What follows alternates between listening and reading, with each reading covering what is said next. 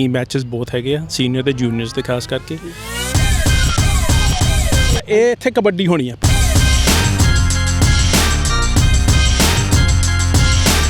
ਪਹਿਲੀ ਵਾਰ ਸਿੱਖ ਗੇਮਾਂ ਦੇ ਵਿੱਚ ਖੋ ਖੋ ਦੀ ਕੰਪੀਟੀਸ਼ਨ ਹੋਣ ਜਾ ਰਹੀ ਹੈ।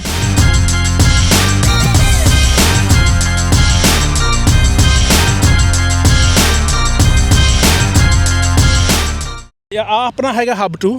ਅੱਛਾ, ਮੈਲਬਨ ਜ਼ੂ ਦੇ ਜਮਾ ਸਾਹਮਣੇ। ਹਾਂਜੀ, ਇੱਥੇ ਕੀ ਹੈਗਾ, ਆ ਜਿਹੜੀ ਗਰਾਊਂਡ ਤੁਹਾਨੂੰ ਦੇਖ ਰਹੀ ਆ, ਇਹ ਇੱਥੇ ਕਬੱਡੀ ਹੋਣੀ ਆ ਆਪਣੀ। ਅੱਛਾ, ਕਬੱਡੀ ਵਾਸਤੇ। ਹਾਂ, ਐਨ ਪੂਰੀ ਤਿਆਰ ਕੀਤੀ ਹੋਈ ਆ। ਇੱਥੇ ਸਟੈਂਡ ਲੱਗਣੇ ਆ, ਸਾਰੀ ਫੀਲਡ ਆਪਣੀ ਲੱਗੂਗੀ, ਮਾਰਕਿੰਗ ਹੋਊਗੀ।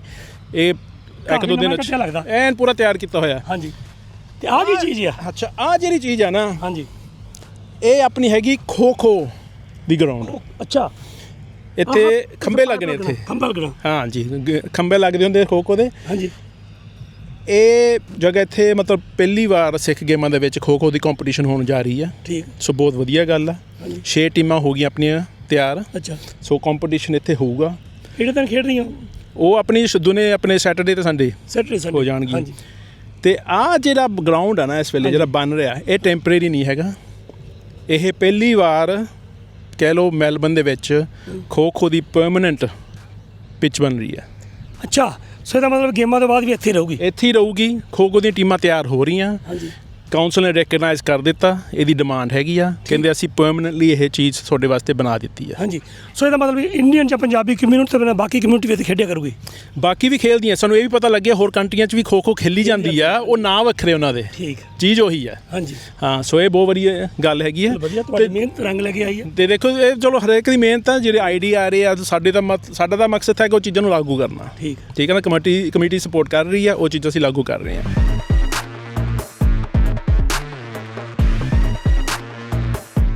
ਦੂਜੀ ਗੱਲ ਜਿਹੜੀ ਤੁਹਾਨੂੰ ਦਿਖਾ ਰਹੇ ਆ, ਆਹ ਤੁਸੀਂ ਟਾਵਰ ਦੇਖ ਰਿਹਾ ਸਾਹਮਣੇ। ਹਾਂ, ਸਾਹਮਣੇ। ਹਾਂਜੀ, ਹਾਂਜੀ, ਇਹ ਟੈਲਸਟਰਾ ਦਾ ਮੋਬਾਈਲ ਟਾਵਰ ਆ। ਇਹ ਟੈਂਪਰੇਰੀ ਟਾਵਰ ਲਵਾ ਰਹੇ ਅਸੀਂ ਖੇਡਾਂ ਵਾਸਤੇ ਤਾਂ ਕਿ ਆਪਣੀ ਗਿਣਤੀ ਨਹੀਂ ਹੋ ਜਾਣੀ ਆ। ਆਪਣੇ ਫੋਨ ਸਿਗਨਲ ਦੀ ਦਿੱਕਤ ਆਉਂਦੀ ਹੁੰਦੀ ਆ। ਹਾਂਜੀ, ਸੋ ਹੋਪਫੁਲੀ ਇਹਦੇ ਨਾਲ ਉਹ ਆਪਾਂ ਕਵਰ ਹੋ ਜਾਊਗਾ ਆਪਣਾ ਨਾ।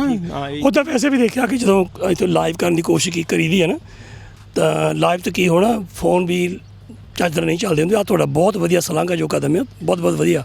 ਹਾਂਜੀ, ਦੇਖੋ ਕੋਸ਼ਿਸ਼ ਇਹੀ ਹੁੰਦੀ ਨਾ, ਸਾਰੇ ਫੋਨ ਦੇ ਥਰੂ ਕਮਿਊਨੀਕੇਟ ਕਰਦੇ ਆ। ਹਾਂਜੀ, ਤੇ ਜੇ ਟਾਈਮ ਸ਼ੀਟ ਪਤਾ ਹੋਵੇ ਨਾ, ਸ਼ੈਡਿਊਲ ਸਾਡਾ ਗੇਮ ਕਿੱਥੇ ਆ, ਕਿੰਨੇ ਵਜੇ ਹੋ ਰਹੀ ਆ, ਸਾਡੀ ਟੀਮ ਅਗਲੀ ਸਟੇਜ ਪਹੁੰਚੀ ਨਹੀਂ ਪਹੁੰਚੀ, ਉਹ ਸਾਰੀ ਅਸੀਂ ਕੋਸ਼ਿਸ਼ ਕਰ ਰਹੇ ਹਾਂ ਔਨਲਾਈਨ ਹੋਊਗਾ ਇਨਫੋਰਮੇਸ਼ਨ। ਅੱਛਾ, ਸੋ ਉਹਦੇ ਵਾਸਤੇ ਓਬਵੀਅਸਲੀ ਇਹਦੀ ਲੋੜ ਹੈਗੀ ਆ ਵੀ ਸਿਗਨਲ ਨਾ ਟੁੱਟੇ ਆਪਣਾ। ਅੱਛਾ, ਤੁਸੀਂ ਕੋਈ ਸਟੋਲ ਜਿਹਾ ਵੀ ਲਾ ਸਕਦੇ ਕਿ ਜਿੱਥੇ ਇਨਫੋਰਮੇਸ਼ਨ ਜਿੱਦਾਂ ਹੁੰਦੀ ਹੈ ਨਾ, ਮਿਲ ਸਕੇ ਲੋਕਾਂ ਨੂੰ ਵੀ ਕਿਹੜੀ ਗੇਮ ਕਿੱਥੇ ਖੇਡੀ ਜਾ ਰਹੀ ਆ? ਹਾਂਜੀ, ਉਹ ਲੱਗਣੇ ਸਾਡੇ ਇਨਫੋਰਮੇਸ਼ਨ ਬੂਥ ਲੱਗਣੇ ਤਿੰਨੇ ਹੱਬਾਂ ਦੇ ਵਿੱਚ। ਠੀਕ, ਆਪੇ 3 ਹੱਬ ਹੈਗੇ ਆ। ਹਾਂਜੀ, ਤੇ ਉੱਥੇ ਇੱਕ ਤਾਂ ਇਨਫੋਰਮੇਸ਼ਨ ਡੈਸਕ ਵੀ ਬਣਿਆ ਹੋਊਗਾ। ਠੀਕ, ਉੱਥੇ ਆਪਣਾ ਮਰਚੈਂਡਾਈਜ਼ ਵਾਲਾ ਵੀ ਬਣੂਗਾ, ਜਿੱਥੇ ਤੁਸੀਂ ਟੀ-ਸ਼ਰਟਸ, ਵਾਟਰ ਬੋਟਲਸ, ਸ਼ੇਅਰ ਆ, ਉਹ ਚੀਜ਼ਾਂ ਤੁਸੀਂ ਖਰੀਦ ਸਕਦੇ ਆ। ਤੁਹਾਡੇ ਇੱਕ ਮੈਮੋਰੇਬਿਲੀਆ ਤੁਸੀਂ ਲਿਜਾ ਸਕਦੇ ਆਪਣੀ ਗੇਮਾਂ ਵੱਲੋਂ।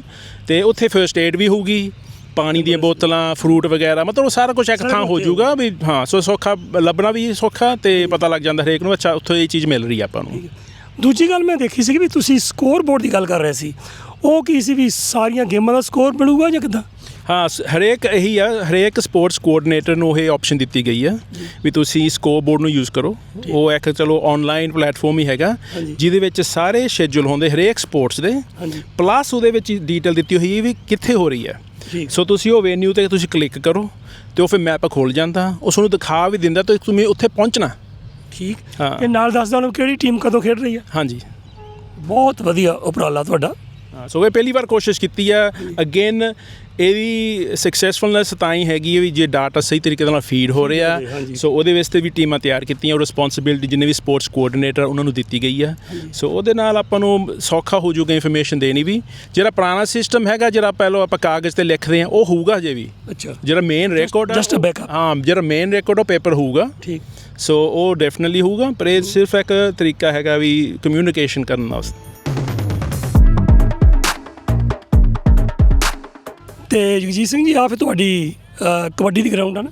ਹਾਂ, ਅਜੇ ਹੈਗੀ ਆਪਣੀ ਹੱਬ 2 ਜਿਹਨੂੰ ਆਪਾਂ ਕਹਿੰਦੇ ਹਾਂ, ਜਿੱਥੇ ਕਬੱਡੀ ਤੇ ਖੋ ਖੋ ਹੋਣੀ ਆ। ਇਹਦੇ ਆ ਸਟੇਡੀਅਮ ਜਿਹੜਾ ਹੈਗਾ, ਇਹ ਆਪਣਾ ਕੰਟਰੋਲ ਸੈਂਟਰ ਆ।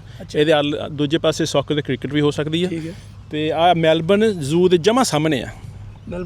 ਹਾਂਜੀ, ਸੋ ਇੱਥੇ ਆਪਣੇ ਸਟੈਂਡ ਲੱਗਣਗੇ, ਸੀਟਿੰਗ ਸਟੈਂਡ ਹੋਣਗੇ, ਸਟੇਜਾਂ ਲੱਗਣਗੀਆਂ, ਸਟੈਂਡ ਵੀ ਲੱਗਣੇ ਆ ਜੀ। ਹਾਂਜੀ, ਉਹ ਸਾਰਾ ਕੁਝ ਲੱਗੂਗਾ। ਥਰਸਡੇ ਤੱਕ ਇਹ ਸਾਰਾ ਕੁਝ ਤਿਆਰ ਮਿਲੂਗਾ।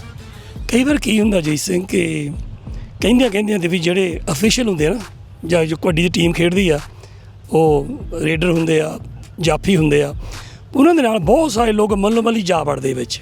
ਕੀ ਇਹਦੇ ਬਾਰੇ ਕੁਝ ਕੰਟਰੋਲ ਕਰੋਗੇ ਤੁਸੀਂ? ਇਹ ਰੱਖਣਾ ਪੈਂਦਾ ਕੰਟਰੋਲ, ਹੈ ਨਾ, ਤਾਂ ਕਿ ਜਿਹੜੇ ਹਿਸਾਬ ਨਾਲ ਕਬੱਡੀ ਹੋਣੀ ਹੈ ਕੀ ਮੈਚਸ ਬਹੁਤ ਹੈਗੇ ਆ ਸੀਨੀਅਰ ਤੇ ਜੂਨੀਅਰਸ ਤੇ ਖਾਸ ਕਰਕੇ, ਤੇ ਉਹ ਚੀਜ਼ ਹਰੇਕ ਟਾਈਮ ਦੇ ਨਾਲ ਚੱਲਣੀ ਚਾਹੀਦੀ ਹੈ। ਉਹਦੇ ਵਾਸਤੇ ਫਿਰ ਇਹ ਆਪ ਨੂੰ ਕੰਟਰੋਲ ਕਰਨਾ ਪੈਣਾ।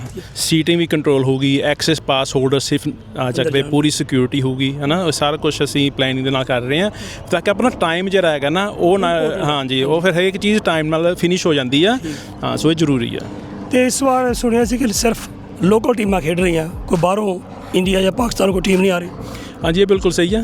ਇਹ ਰੂਲ ਜਿਹੜੇ ਆਪਣੇ ਨੈਸ਼ਨਲ ਬੋਡੀ ਨੇ ਲਾਗੂ ਕੀਤੇ ਸੀਗੇ ਕੁਝ ਸਾਲ ਪਹਿਲਾਂ ਨਾ, ਸੋ ਇਹ ਮੈਲਬਨ ਦੇ ਵਿੱਚ ਪਹਿਲੀ ਵਾਰ ਇਹ ਇੰਪਲੀਮੈਂਟ ਹੋ ਰਹੇ ਹੈਗੇ ਆ।